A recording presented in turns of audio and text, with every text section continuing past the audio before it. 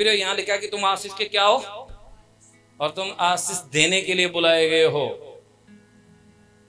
कोई लिख के देने की जरूरत नहीं है, सिर्फ दिल से निकली आवाज ही आपके लिए रास्ते खोल देती है। अब आपको देख के परमेश्वर का कलाम क्या कहता है, मेरे साथ एक वचन पढ़िएगा, लूका की अंजील 9 अध्याय 54 और 55 पढ़िएगा। आप ध्यान से सुनिएगा, जब कोई जुबान से कुछ वर्ड बोलता है, लूका की अंजील 9 का 54 और 55। यह देखकर उसके चेले याकूब और यूहन्ना ने कहा, हे प्रभु, क्या तू चाहता है कि हम आज्ञा दें कि आकाश से आग गिरकर उन्हें भस्म कर दे?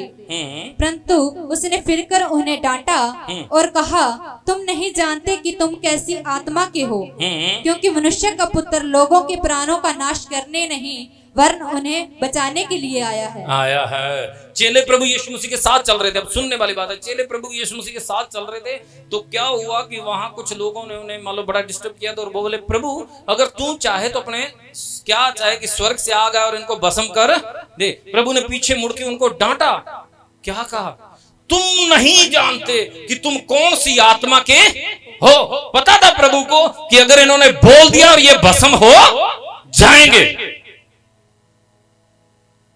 पता था प्रभु को, अगर इसने कहता तुम जानते नहीं तुम कौन सी आत्मा के हो, क्योंकि उस अभिषेक की आत्मा के थे और उन्हें पता था अगर इसने बोल दिया और ये हो जाएगा। समझ आ रही है? एक परमेश्वर का सेवक जब बोलता है और पता है कि ये आशीर्वाद मिलेगा और लगेगा और ये हो भी जाएगा, क्योंकि आप और हम जानते हैं कि सेवक एक परमेश्वर की आत्मा का बंदा है, एक खुदा की रूह का बंदा है। सब बोले आमीन। अब मेरे साथ एक कलाम और फटाक से पढ़िएगा, आप ध्यान दीजिएगा कि खुदा का वचन क्या कहता है हमारे साथ। नीति वचन 18 का 21 पढ़ के देखिए। जीभ के वश में मृत्यु और जीवन दोनों होते हैं, और जो इसे काम में लाना जानता है वह उसका फल भोगेगा। सब बोले आमीन। कहता जीभ के वश में जीवन और मृत्यु। उन पता था अगर बोल दिया तो जीवन है, अगर कुछ अलग बोल दिया तो मृत्यु भी है, क्योंकि एक ऐसी आत्मा के हैं। आज भी मेरे प्रियो पता क्या होता है, अब आप ध्यान से सुनिए, एक वचन पढ़ेंगे, यहाँ आपको और भी थोड़ी गहराई से समझ आएगी। जो प्रभु ने कहा था आपको थोड़ी समझ आए। अब तो ऐसे नॉर्मल लग रहा है, लेकिन आपको समझ आए कि परमेश्वर ने अपने सेवक के द्वारा क्या कुछ करना चाहता है। आप मेरे साथ पढ़िए, लूका के इंजील 10 अध्याय 5 और 6 वचन पढ़िए। सब बोले हालेलुया। एक बार हाथ उठा के बोल दीजिएगा हालेलुया। मैं चाहता हूँ ताकि आपका ध्यान प्रभु की ओर बना रहे। यही है, ज्यादा उलझने की जरूरत नहीं है। लूका 10 अध्याय 5 और 6। अब देखिए, जिस किसी घर में जाओ पहले कहो इस घर पर कल्याण हो। यदि वहाँ कोई कल्याण के योग्य होगा तो तुम्हारा कल्याण उस पर ठहरेगा, नहीं तो तुम्हारे पास लौट आएगा। उसी घर में रहो और जो कुछ उनसे मिले वही खाओ पियो। हालेलुया। क्या लिखा है? 5 को फिर से पढ़िए बेटा। जिस किसी के घर में जाओ पहले कहो इस घर पर कल्याण हो। सब बोले आमीन। आमीन। बाइबल कहते हैं जिस किसी के पास जाओ, जब घर में जाओ और पहले क्या को इस घर पर क्या हो? कल्याण हो। कल्याण हो मतलब आशीष बोल दो जाते, आशीष बोल दो जाते। क्यों? क्योंकि खुदा को पता था ये कौन सी आत्मा के हैं। खुदा को पता था इनके द्वारा मांगी गई आशीष इनके घर पे ठहरेगी। और खुदा ने जाके बोला, प्रार्थना तो बाद में लोग करवाते हैं, जल तेल बाद में लेते हैं, ले हैंड बाद में कराते हैं। खुदा कहता है तू पहले जाते क्या कर दो, इनको आशीष दे दो और ये आशीष इनकी जिंदगी में सदा लगी रहेगी और ठहरेगी भी। Hallelujah hallelujah. अब आगे देखिए क्या लिखा है। जिस आगे, यदि वहाँ कोई कल्याण के योग्य होगा तो तुम्हारा कल्याण उस पर ठहरेगा, नहीं तो तुम्हारे पास लौट आएगा। आमीन। देखिए मैं बताता हूँ, प्रार्थना के लिए कुछ बात सोच सकते हैं कि पूरे आत्मा में होकर दुआ ना की हो और जा किसी और चीज के लिए कह सकते हैं कि आज ये ना हो, चंगाई ना मिली हो या मल प्रार्थना हुई तो ये नहीं फर्क पड़ा, फोन से दुआ नहीं हुई या फोन नहीं मिला। बाकी बातों के लिए बातें सोच सकते हैं, लेकिन मैं आपको बताना चाहूंगा आशीष के लिए एक ही रुकावट है, वो सामने वाले का विश्वास। और दुनिया की कोई रुकावट नहीं है एक आशीर्वाद के आगे। आमीन। आमीन। आशीष दी के आगे और दुनिया की कोई रुकावट नहीं है, क्योंकि आशीष देते ही सामने वाला रेडी होना चाहिए। कहता तुम्हारी आशीष कल्याण उन पर ठहर जाए अगर सामने वाला योग्य हुआ तो। आमीन। मैं जब इस बात को पढ़ रहा था तो मैं एकदम रोंगटे खड़े हो गए। मैं कहा देखो कितनी बड़ी बात है। हमारा ज्यादातर ध्यान किस पे होता है? प्रार्थना हो जाए, भविष्यवाणी हो जाए, जल तेल दे दें, रुमाल दे दें, ये दे दें, आशीष लेने की ओर तो ध्यान ही नहीं है कि इसको कोई रोक ही नहीं सकता। Hallelujah, hallelujah. कितनी बड़ी बात वहां लिखी गई है। अगर योग्य हुआ तो ठहर जाएगा। इसका मतलब खुदा ने कुछ भी नहीं कहा, ना कोई कहा कि तेरी आशीष रुकेगी, ये करेगा, और कुछ नहीं बोला। इधर से पीछे से कुछ नहीं है, बस सिर्फ सामने वाला रेडी होना चाहिए ताकि वो आशीष उनको मिल जाए। आमीन। आज बहुत सी बार मैं कहता हूं क्यों नहीं लोग सेवकों से आशीष ले पा रहे हैं, क्यों नहीं आशीष अपनी लाइफ में ले? क्योंकि बनती नहीं, विश्वास नहीं है, वैसा एक प्रेम रिश्ता नहीं है कि वो दिल से आशीष दे। माँ बाप की कोई आशीष नहीं लेता। क्यों?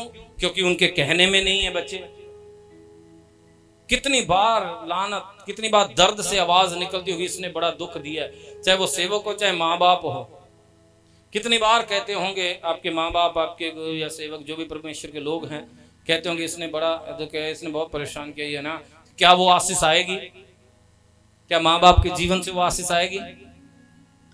जो बहनें व्यभिचार करती हैं, क्या आपकी माँ बाप आपको आशीष दे पाएंगी? क्या आपका पति आपको आशीष दे पाएगा? जो भाई पाप करते हैं, क्या आपको अपने घराना कभी आशीष दे पाएगा? जो चोरी करते हैं या गलत काम करते हैं, क्या आपको कभी कोई आशीर्वाद दे पाएगा? और दुनिया की एक ही चीज ऐसी है, मैं सच कह रहा हूं, हीलिंग वापस जा सकती है ना। आई चंगाई, ले हैंड के द्वारा आई चंगाई वापस जा सकती है, किसके द्वारा दी गई बरकत वापस जा सकती है, लेकिन आशीर्वाद दिया हुआ कभी वापस नहीं जाता।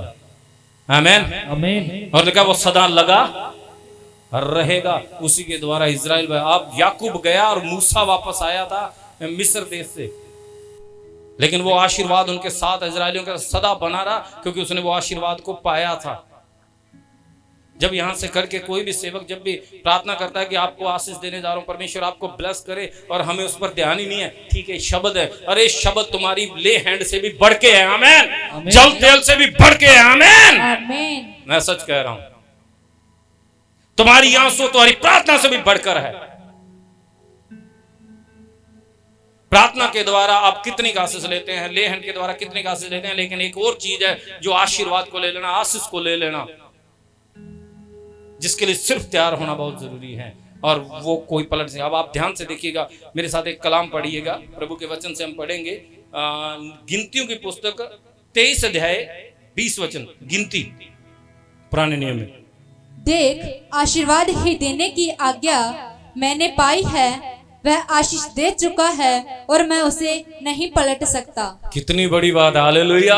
कहता आशीर्वाद देने की आज्ञा मैंने पाई और उसने आशीष दे दी है, उसे मैं अब पलट नहीं सकता। परमेश्वर डायरेक्ट नहीं आया था, परमेश्वर ने उसी को ही कहा था कि तू इजरायलियों को क्या दे, आशीष दे, और उसने आशीष दे दी। खुद ने आशीष दी है, खुद ने, परमेश्वर के जन ने खुद ने आशीष दी है, क्योंकि ऑर्डर किसका था? ये परमेश्वर का था, और उसी परमेश्वर ने कहा था तुम आशीष के क्या हो, वारिस हो।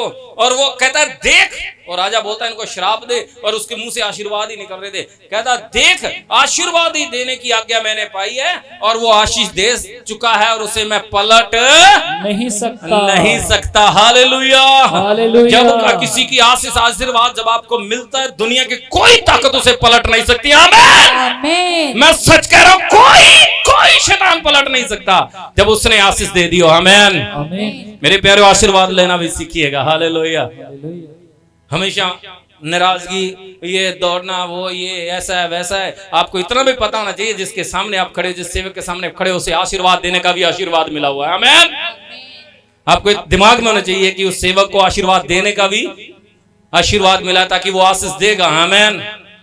और मैं जब सुना, मैं सच कह रहा हूं, मैं रोया प्रभु के आगे कि खुदावन तेरा धन्यवाद करता हूं मैं। पढ़िए बेटे इसको दोबारे।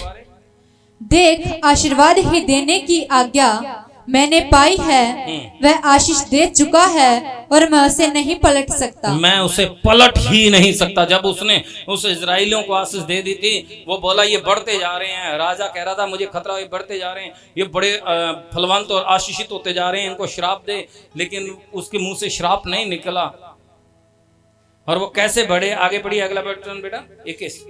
उसने याकूब में अनर्थ नहीं पाया हाँ। और न इज़राइल में अन्याय देखा है। हाँ। उसका परमेश्वर यहोवा उसके संग है हाँ। और उनमें राजा की सी ललकार होती है। आमेन। आमीन। ये ऐसे कहता है उनमें राजाओं की तरह एक ललकार है। आमेन। भिखारियों जैसी इसका जीवन नहीं है जिनको आशीष दिया जाए, उनकी ललकार एक राजाओं की तरह है। आमेन। ऊंचा रहने की उनके जीवन में एक आशीष है। आमेन। और आगे पढ़िए बेटा। उनको मिस्र में से ईश्वर ही निकाले ले आ रहा है, वह तो बनेले सांड के समान बल रखता है। हाँ, उसको मिस्र से ईश्वर निकाले लिए आ रहा है, वह बनेले सांड के समान बल रखता है। हालेलुया। वो फलवंत आशीर्वाद कहता है कि सांड की तरह चलता है, बलवंत होता है कि पूरे होश वास में चलने वाला है। आगे निश्चय कोई मंत्र याकूब पर नहीं चल सकता और न इज़राइल पर भावी कहना कोई अर्थ नहीं रखता, परंतु याकूब और इज़राइल के विषय में अब यह कहा जाएगा कि ईश्वर ने क्या ही विचित्र काम किया है। आमेन। कहता कोई मंत्र उस पर नहीं चल सकता। आप क्या सोचते हो ये पुराने नियम में ही आशीष थे? ये आशीर्वाद पुराने नियम में थे? नहीं, ये नए नियम में भी आशीष आई है। जब हमने पढ़ा था, अभी पत्रस के अंदर पढ़ा था, आप पढ़िएगा बेटा 3:9, पहला पत्रस 3:9। नए नियम में भी वही आशीर्वाद आज भी काम करते हैं, इस टाइम भी वो काम करते हैं। हाँ जी। बुराई के बदले बुराई मत करो, न गाली के बदले गाली दो, पर इसके विपरीत आशीष ही दो, क्योंकि तुम आशीष के वारिस होने के लिए बुलाए गए हो। आमेन। आज भी आशीष दी जाती है। कहता तुम आशीष के वारिस होने के लिए बुलाए गए हो, और ये आशीष जब आपको लगी रहेगी, बाइबल में लिखा है इसे कोई पलट नहीं सकता, और ये जब एक बार आपको दी जाए ये लगी रहेगी। सब बोले आमेन। आमेन। आमेन। और परमेश्वर के कलाम में लिखा है, मैं सच कह रहा हूं, जब उसको याकूब को ये आशीष दी गई थी और अकेला घर से निकला था, अकेला अपने मामा के पास चला था, लेकिन उसी के कुल से राजा पैदा हुए, उसी के कुल में उस देश में मिस्र में जाके उसका बेटा राजा बना, उसी का बेटा जिसे उन्होंने कुएं में धकेल दिया था उसके भाइयों ने, लेकिन फिर भी परमेश्वर ने उठा के उसे राजा बनाया। ये वो आशीर्वाद की ताकत है मेरे भाई।